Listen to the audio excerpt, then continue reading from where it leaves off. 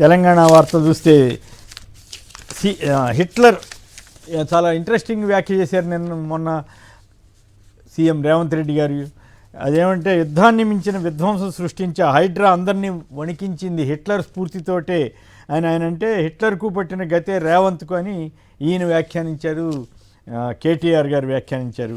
సీఎంకు హిట్లర్ శాఖ అంటూ మరో వార్త వచ్చింది. హిట్లర్ స్ఫూర్తితో హైడ్రాకు నామకరణం చేసినట్లు సీఎం వ్యాఖ్యలు, బీజేపీ బీఆర్ఎస్ విమర్శలు, ఎమర్జెన్సీ మైండ్ సెట్ అని విమర్శించిన జాతీయ మీడియా.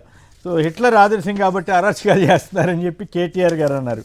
మరోవైపు అభివృద్ధికి కలిసి రండి, ఎన్నికలప్పుడే రాజకీయాలు చేద్దాం, ఉప్పల్ బగాయత్ బహిరంగ సభలో ముఖ్యమంత్రి రేవంత్ రెడ్డి పిలిపించారు. అలాగే గోదావరి కావేరి లింక్పై రేవంత్ సర్కార్ జలద్రోహం అని హరీష్ రావు ఆరోపించారు. ప్రాణహిత చేవళ్లకు కొత్త రూపు తీసుకురావాలని ఆ దిశగా అడుగుపడుతోందని చెప్పి మరో వార్తనిచ్చారు. కాక్రోచ్ పార్టీ వాళ్ళ పోరాటం ఆగదని చెప్పి మళ్ళీ ఒక ప్రకటన చేశారు.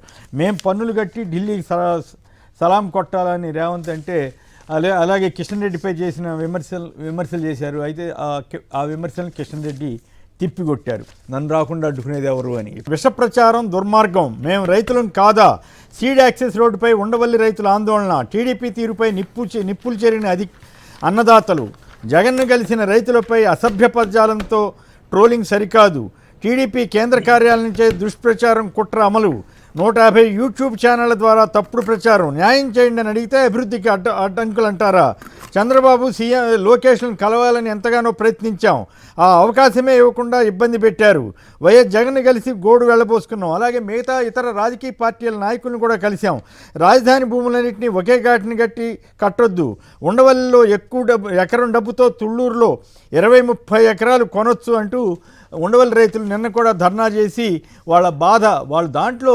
దురదృష్టవశాత్తు ఎల్లో మీడియా దీనికి కులచిచ్చు పెట్టింది. వీళ్ళు ఫలానా కులం, వాళ్ళు అక్కడున్న వాళ్ళు ఫలానా కులం అని చెప్పి.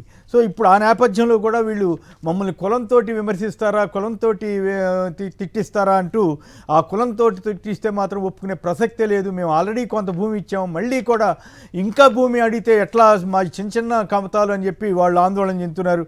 అయినప్పుడు కూడా ఈ పరిస్థితి ఎంత దారుణంగా ఉంది. మరోవైపు ఎల్లో మీడియాని మళ్ళీ ఇంకో వార్త రాసుకుంది. ఆ రాజధాని అమరావతిపై ఎన్నో ఆశలు ఉన్నాయంట, కానీ వేగం పెరగట్లేదంట, నిర్మాణాల్లో చాలా జాప్యం జరుగుతోందంట. ఎల్లో మీడియానే రాసుకుంది. రాజకీయ కుట్రతోనే నాపై దుష్ప్రచారం జరుగుతోందన్న కేఎన్ఆర్ వైఎస్ఆర్సీపీ రాజకీయ సహాయకుడు. 2 ఏళ్లు గడిచినా సమస్యలు పరిష్కారం కావడం లేదు, ఉద్యోగులను ఉద్యమాలకు సిద్ధం చేస్తున్నామన్న బొప్పరాజు వెంకటేశ్వర్లు. ఈ ఉద్యోగం చేయలేను, తను చాలిస్తున్నా అంటూ ఒక సచివాలయ ఉద్యోగి ఆత్మహత్య, వీఆర్ఓ అంట, సచివాలయ వీఆర్ఓ ఆత్మహత్య చేసుకున్న తీరు. చంద్రబాబు ప్రభుత్వ వేధింపులు భరించలేక ఆత్మహత్యలు జరుగుతున్నాయంటూ, ఉద్యోగుల ఆత్మహత్యలు అంటూ Venkataramareddy government employees federation chairman వాపోయారు. నకిలీ మద్యం కేసులో బెయిల్ మంజూరు. హ్యాపీగా వాళ్ళు ఇతర దేశాలకు వెళ్ళారు, వచ్చారు, వాళ్ళకి బెయిల్ వచ్చేసిందండి. మరి ఎవరికి, జయచంద్రారెడ్డి గారికి, గిరిధర్ రెడ్డికి బెయిల్ మంజూరు అంటూ వార్త వచ్చింది. మరి ఇది ఆశ్చర్యం కలిగించే అంశమే. మరి ఇట్లా రెండేళ్లలో వెన్నుపోటు గురిగాని వారు లేరన్న కన్నబాబు. గాడి తప్పిన 2 ఏళ్ల కూటమి పాలన సిపిఎం కార్యదర్శి శ్రీనివాసరావు. రోడ్డు ఎక్కాలంటే టోల్ కట్టాల్సిందే.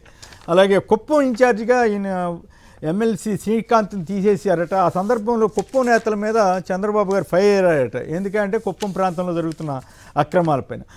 అప్పటి బుల్లిరాజా భజన ఇప్పుడు వైరల్ అంటూ మునికోడలి ఘాటుకు 2015 పుష్కరాల్లోనే దేవాంశ్ పేరు పెట్టారట. ప్రస్తుతం బత్తుల అంటే జనసేన ఎమ్మెల్యే బత్తుల అత్యుత్సాహంతో ప్రస్తుతం వ్యవహారం వెలుగులోకి. టీడీపీ నేతల తీరుపై భక్తులు, హిందూ ధార్మిక సంస్థల ఆగ్రహం. అయితే ఈ పేరు తీసేయండి అని లోకేష్ గారు చెప్పారని వార్త వచ్చింది, కానీ అయితే ఇప్పటికైతే తీసేసినట్లుగా సమాచారం లేదు.